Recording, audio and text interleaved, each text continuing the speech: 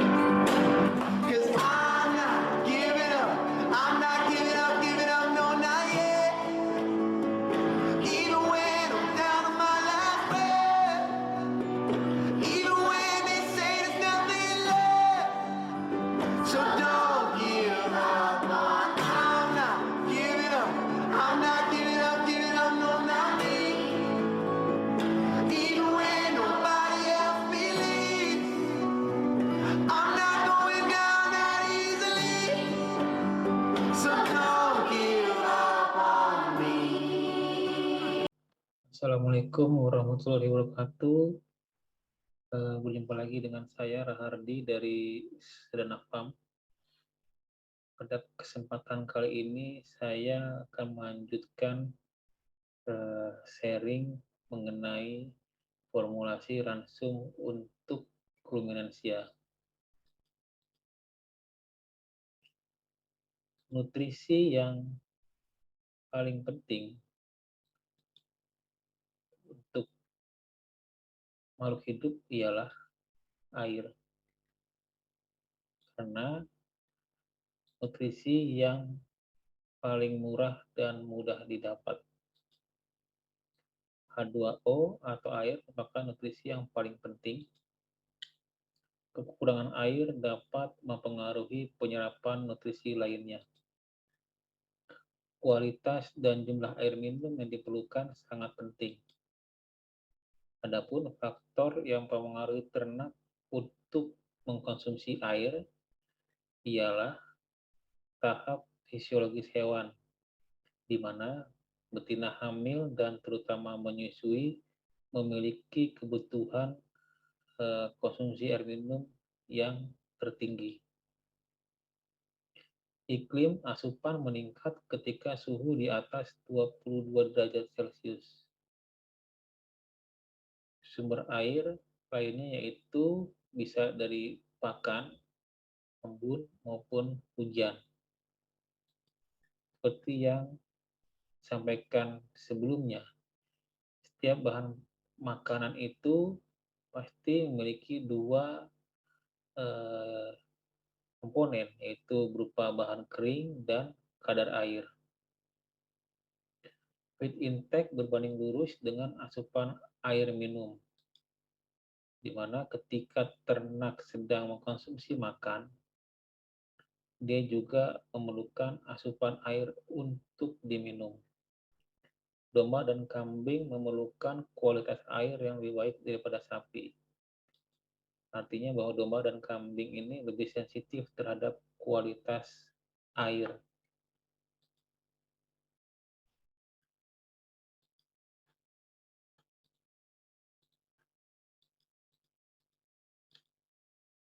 Nah, ini grafik yang menggambarkan di mana ketika temperaturnya semakin tinggi, maka laju konsumsi minum juga semakin meningkat. Artinya biasanya ketika ternak dalam tekanan panas atau heat stress, maka ternak tersebut lebih sering atau lebih banyak minum daripada dia konsumsi makan.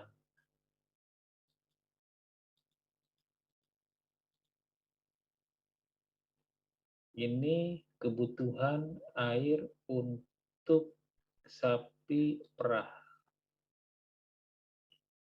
di mana dapat dilihat bahwa semakin tinggi produktivitas susunya, memerlukan air semakin banyak. Sebagai contoh, ketika sapi perah memiliki laju produksi sebesar 45 kilo susu per hari, dia membutuhkan asupan air minum rata-rata sebanyak 115 liter.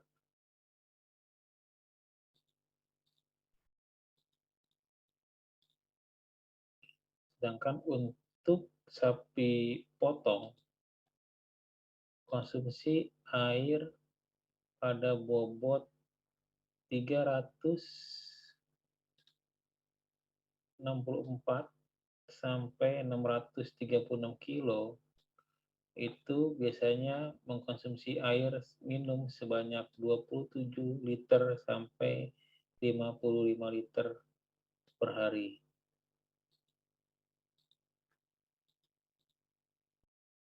Sedangkan untuk domba, konsumsi air minum untuk domba itu berkisar antara 4 liter sampai dengan 10 liter per ekor per hari. Ini pada saat kondisi betina habis melahirkan atau sedang menyusui. Namun, untuk lebih mudahnya, daripada kita harus menghitung kebutuhan air per ekor per hari, karena air ini juga merupakan bahan atau nutrisi yang paling murah dan mudah didapat, maka kita selaku peternak sebaiknya menyediakan air dekat ternak selama 24 jam dengan kualitas yang baik,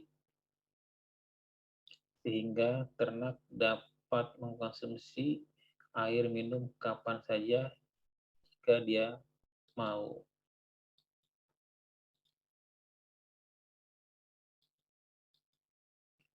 Nutrisi yang penting setelah air ialah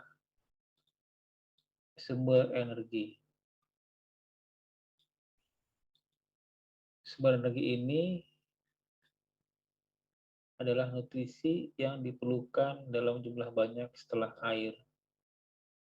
Sumber energi utama berasal dari karbohidrat, lemak, barulah protein jika mana ada yang berlebih. Kelebihan energi akan disimpan dalam bentuk cadangan lemak. Energi dalam pakan biasanya tercermin dalam nilai metabolisme energi atau digestible nutrien. Yang perlu kita waspadai ketika kita membuat ransum atau membeli konsentrat, sebaiknya kita harus melihat energi dan TDN-nya.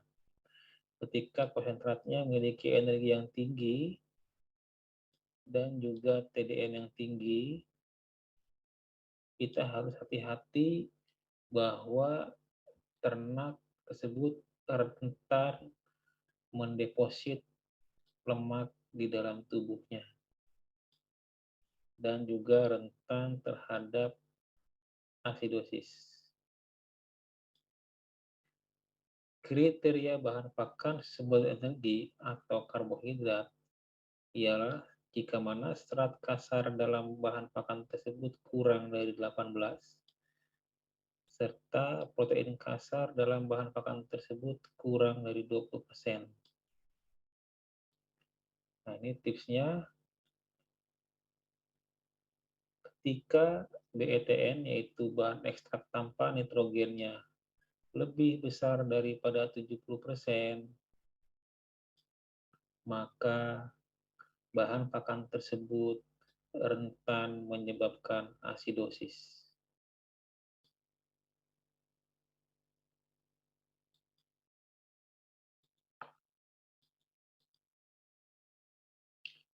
Adapun kekurangan energi dalam pakan dapat menyebabkan menurunnya tingkat kesuburan, menghambat pertumbuhan, menurunkan produksi susu, menurunkan BCS, yaitu semakin kurus ternaknya, tidak lebih tahan terhadap dingin, meningkatkan risiko frekuensi toksemia atau ketosis akibat defisit energi. Ini biasanya terjadi pada kebuntingan akhir, di mana fetus yang ada dalam rahim sedang memerlukan energi untuk berkembang, sementara rumennya tertekan atau menjadi lebih sedikit volumenya akibat perkembangan fetus, sehingga terjadi negatif energi balance. Nah, inilah yang menyebabkan biasanya ternak ambruk pada saat keguntingan akhir. Menurunkan tingkat pencernaan nutrisi, meningkatkan kebutuhan akan protein dalam pakan. Jadi ketika energinya rendah atau kurang, maka protein diperlukan untuk mensuplai atau dirombak menjadi energi, sehingga kebutuhan akan protein menjadi lebih meningkat. Sedangkan jika mana terlalu banyak energi dalam pakan, itu bersifat mubazir. Karena kelebihan energi didepositnya dalam bentuk lemak tubuh. Sedangkan lemak adalah hal yang tidak diharapkan oleh penggemukan. Karena di kita daging yang bagus itu masih beranggapan bahwa daging yang memiliki lemaknya sedikit. Berbeda dengan di Jepang, di mana daging wagyu itu justru lebih dominan lemaknya daripada dagingnya. Pada ternak dengan BCS di atas 4,5, terlalu banyak energi dalam pakan juga dapat menyebabkan gangguan reproduksi. Ternak yang terlalu gemuk juga rentan terhadap toksemia dan distokia, yaitu kesulitan saat beranak. Energi yang berlebih disimpan dalam bentuk lemak tubuh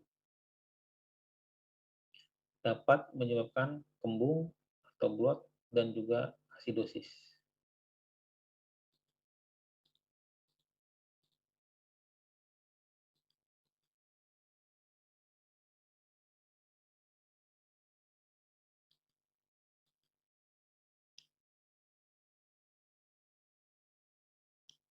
Nah, nutrisi yang penting lainnya setelah air dan energi ialah protein.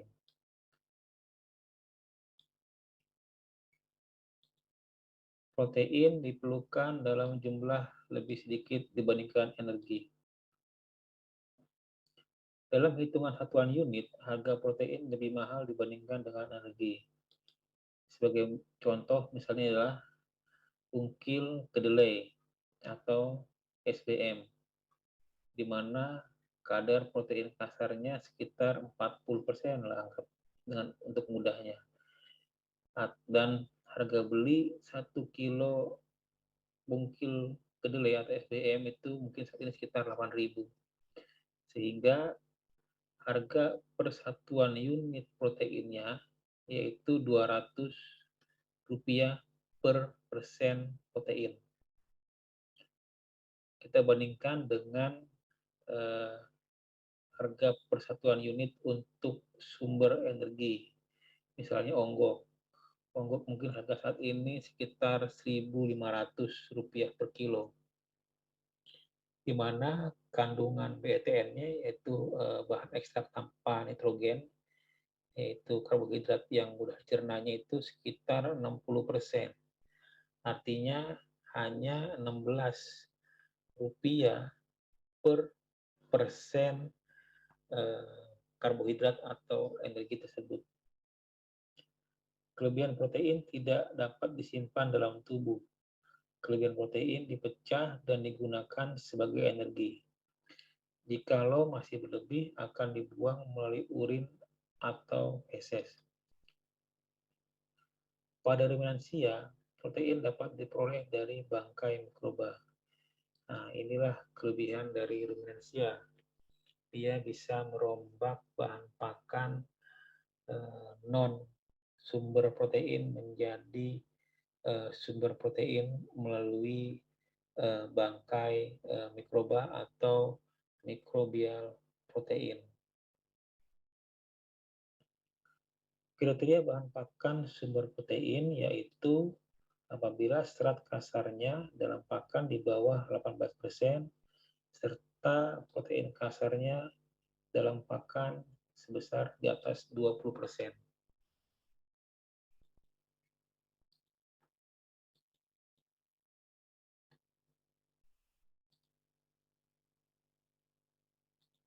Kadar protein kasar biasanya dihitung dari jumlah nitrogen dikalikan dengan 6,26. Protein alami itu protein yang dapat dicerna dalam rumen. Biasanya protein dalam rumen ini kemudian dirombak menjadi amonia, kemudian menjadi protein mikroba atau microbial protein. Undegradable intake protein yaitu protein yang tidak dapat dicerna dalam rumen, sehingga protein tersebut dibebaskan atau diteruskan untuk dicerna dalam usus kecil. Apabila masih berlebih, maka akan diekskresikan dalam urin maupun feses. Nitrogen protein contohnya yaitu urea. Nah, ini jika dalam satu bahan makan sumber protein terdapat protein kasar. Nah, di mana protein kasar ini bisa berupa non-protein nitrogen ataupun protein alami, di mana ini terdiri dari degradable protein dan juga undegradable protein, yaitu protein bypass. Nah, non-protein nitrogen serta degradable protein ini masuk ke dalam kategori sumber protein yang dapat dicerna di dalam rumen atau degradable intake protein. Sedangkan undegradable ini ialah undegradable intake protein, yaitu tidak dapat dicerna di dalam rumen sehingga dikeluarkan atau di-bypass dan diproses dalam usus kecil.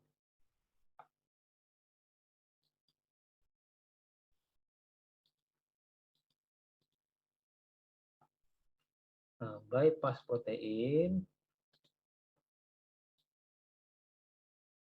kita akan membahas bypass protein. Bypass protein ini ialah berfungsi untuk meningkatkan produktivitas, dapat meningkatkan produktivitas ternak. Jadi protein mikroba dan bypass protein dapat meningkatkan produktivitas.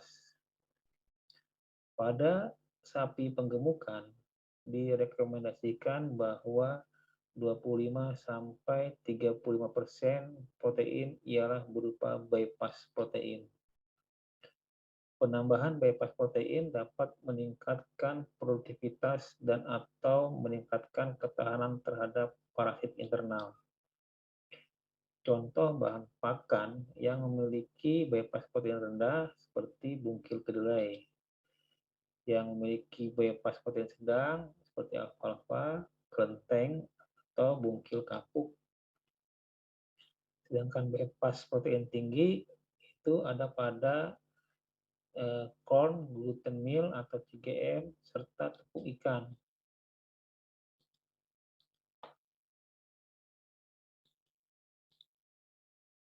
Nah, adapun ternak ketika kekurangan protein biasanya tidak menunjukkan gejala klinis. Yang dapat kita lihatnya ialah gejala subklinis, yaitu seperti gangguan reproduksi, pertumbuhan terhambat, menghambat pertumbuhan kuku dan tanduk, produksi susu menurun, tingkat kecernaan serat menurun, berkurangnya resistensi terhadap penyakit, terutama parasit, penyerapan nutrisi juga jadi berkurang atau lebih lambat. Sedangkan terlalu banyak protein dalam pakan, maaf ini adalah protein bukan energi. Terlalu banyak protein dalam pakan jelas mubazir, karena protein tidak dapat disimpan di dalam tubuh jikalau kelebihan. Kelebihan protein juga telah terbukti menyebabkan masalah reproduksi pada sapi. Kelebihan protein dalam feses dapat menyebabkan isu lingkungan karena berupa amonia sehingga dapat menimbulkan bau dan polutan. Kelebihan protein dalam feses mengundang lalat untuk bertelur sehingga akan terjadi overpopulasi lalat.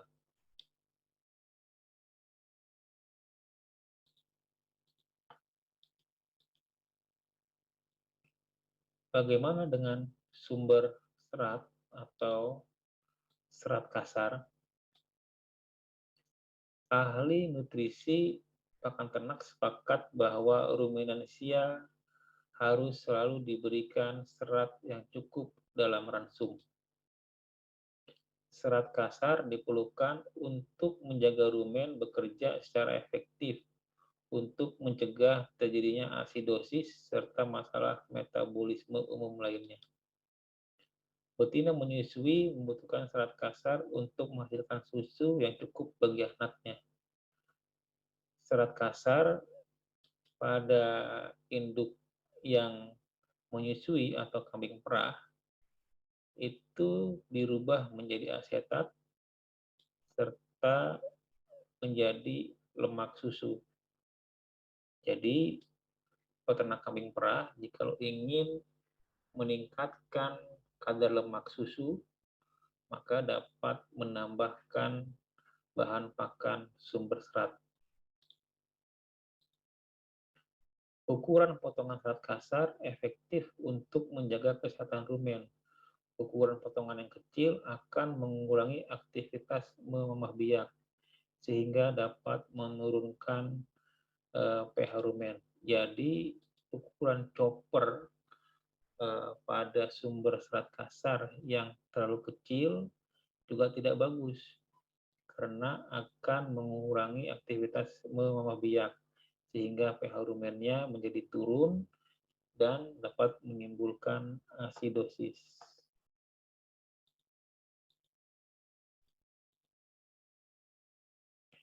Nah, ini tipsnya acid detergent fiber atau NDF. Ketika NDF-nya tinggi, biasanya TDN-nya juga rendah. Tingkat kecernaan terhadap bahan pakan tersebut rendah karena selulosa dan ligninnya tinggi. Neutral detergent fiber atau NDF yaitu terdiri dari hemiselulosa, selulosa, dan lignin. Bahan pakan yang memiliki NDF tinggi akan berimplikasi terhadap intake yang rendah. Ini dikarenakan karena TDN-nya atau total digestible nutriennya rendah dan intake-nya rendah. Ini karena lamanya diproses bahan pakan tersebut di dalam rumen. Jadi karena TDN-nya rendah, bahan pakan di dalam rumen itu juga berada relatif lebih lama sehingga dapat menurunkan intake. Kriteria bahan pakan sumber serat kasar yaitu apabila serat kasarnya di atas 18%. Nah, ini ada waspada lagi yang harus kita ketahui bahwa apabila bahan pakan atau konsentrat yang kita gunakan NDF-nya atau netral detergent fiber-nya ini di bawah 14%, maka bahan pakan tersebut akan rentan terhadap menyumbangkan asidosis.